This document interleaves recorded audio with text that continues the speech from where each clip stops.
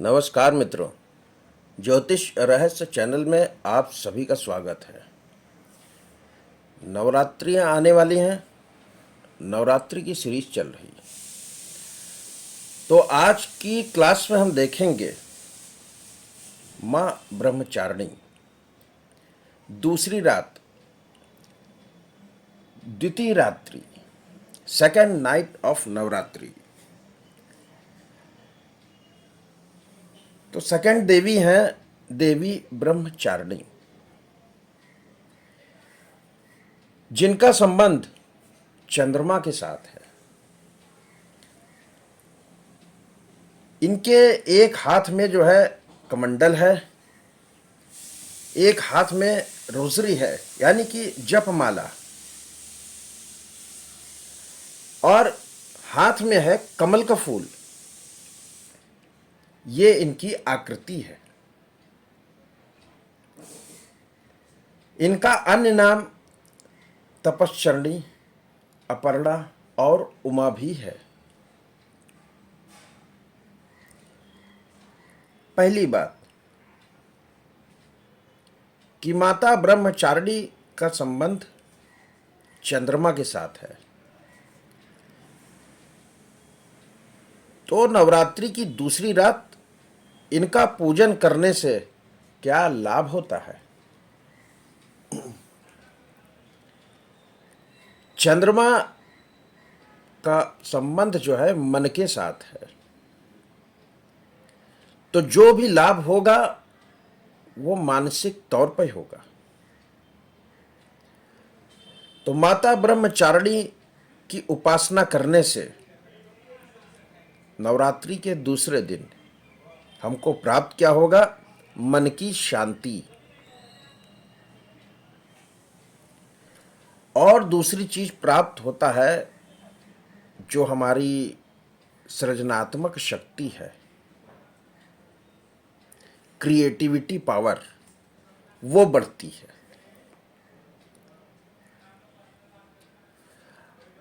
अब माता जी का जो मंत्र है, ओम देवी ब्रह्मचारिणी नमः, इसको 108 बार करके आप पूजन करें। ऑफरिंग में क्या लें, यानी कि क्या चढ़ावा चढ़ाया जाए, तो इनको भी, जैसे माता शैलपुत्री को चमेली का फूल चढ़ाते थे, इनको भी चमेली का ही फूल लगेगा। साथ में फल लगेंगे और लगेगा मक्खन। मक्खन कौन सा? सॉल्टेड बटर नहीं, बिना नमक वाला सफेद मक्खन। ऐसा मक्खन जिसमें नमक न मिलाया गया हो। उसके बाद हम मीठा चढ़ा सकते हैं, गुड़ चढ़ा सकते हैं, शुगर चढ़ा सकते हैं। या इनका संबंध जो है चंद्रमा के साथ है और द्वितीय रात्रि है, और काल पुरुष की कुंडली में जो सेकंड हाउस है वहां पर चंद्रमा आकर उच्च हो जाता है। तो ये जो है ज्योतिष का संबंध है कि चंद्रमा क्यों लिया जा रहा, माता ब्रह्मचारिणी का संबंध चंद्रमा से क्यों है। तो चूंकि चंद्रमा यहां उच्च का हो रहा, इसके लिए दूध की बनी चीज भी चढ़ाई जा सकती है, जैसे दूध की बर्फी।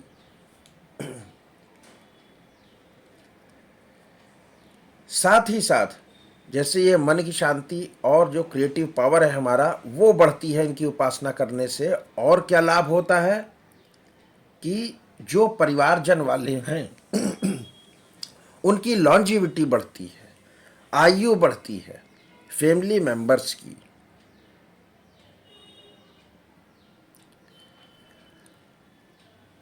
इनका संबंध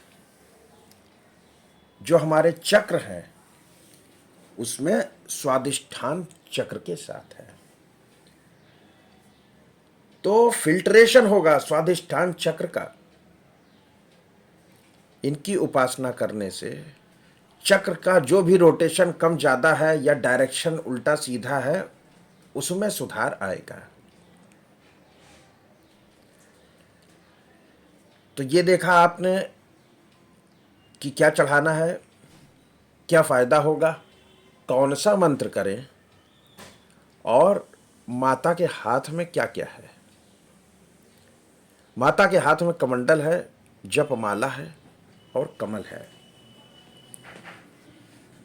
तो माता का तो जैसे नाम ही है कि ब्रह्मचारिणी, ब्रह्म आया ब्रह्मा से।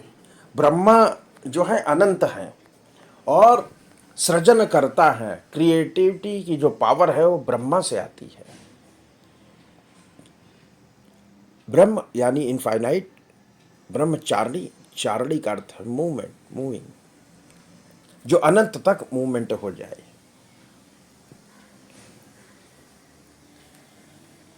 अब देखिए कि कोई भी, अब देखते हैं कि ज्योतिष से क्या संबंध है। एक तो आपने देखा कि चंद्रमा उच्च का हो रहा है सेकंड हाउस में, और सेकंड नाइट ऑफ नवरात्रि को माता ब्रह्मचारिणी से जोड़ा गया और माता ब्रह्मचारिणी को जोड़ा गया चंद्रमा के साथ।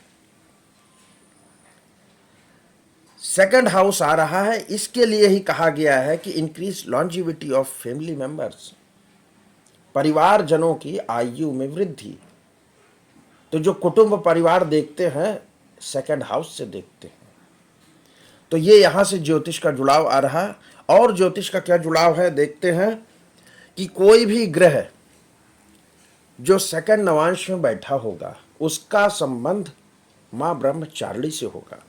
जैसे प्रथम नवांश में बैठा कोई भी प्लैनेट मां शैलपुत्री से संबंधित था, ऐसे जो सेकंड नवांश है, द्वितीय नवांश में बैठा ग्रह का संबंध ब्रह्मचारिणी देवी से है।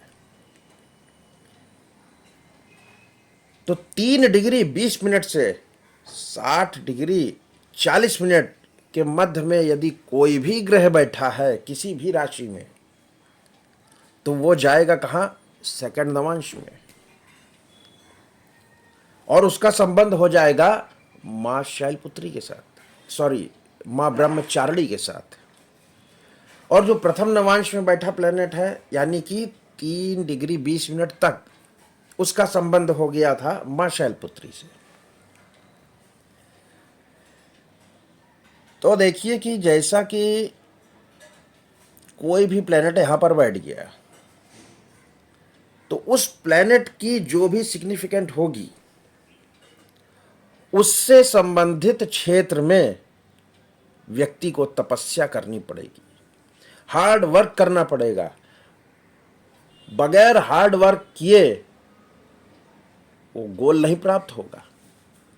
जो भी ग्रह हो, जो भी उसका सिग्निफिकेशन हो, उस क्षेत्र में उसको तकलीफ होगी, तपस्या करनी पड़ेगी, हार्डशिप पैदा होगी। ऐसा क्यों? माता का नाम है ब्रह्मचारिणी, इनको तपश्चरणी भी कहा गया, यानी कि इन्होंने तपस्या की, और तपस्या आसान नहीं होती। तो कोई भी ग्रह जो द्वितीय नवांश में बैठा है उसकी चीज प्राप्त करने के लिए उसके क्षेत्र में व्यक्ति को तपस्या करनी पड़ेगी। तो ये संबंध है ज्योतिष का और नवरात्रि का। और नवरात्रि में भी जो सेकंड नाइट ऑफ नवरात्रि मां ब्रह्मचारिणी से। अब उदाहरण के लिए मान लीजिए कि किसी का जो है द्वितीय नवांश में शुक्र बैठ गया। शुक्र क्या है? शुक्र है रिलेशनशिप का कारक है। रिलेशनशिप बनाने में व्यक्ति को हार्ड वर्क करना पड़ेगा, तपस्या करनी पड़ेगी, आसानी से प्राप्त ना होगा। या किसी का 5th लॉर्ड है, वो बैठ गया सेकंड नवांश में। 5th हाउस क्या है? संतान का। संतान के लिए तपस्या करनी पड़ेगी,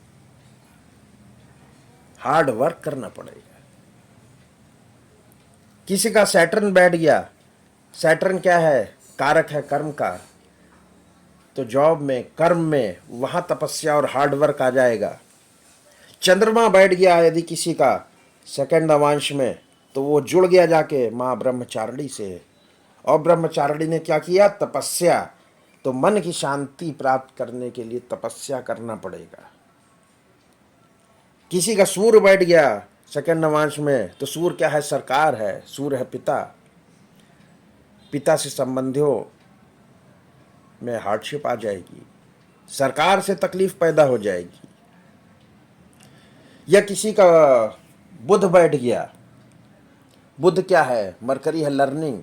किसी चीज़ को सीखने में बड़ी तपस्या करनी पड़ेगी, जल्दी नहीं सीख पाएगा। इसी प्रकार आप ग्रह को पकड़ सकते हैं और ग्रह के जो घर हैं उनको पकड़ सकते हैं।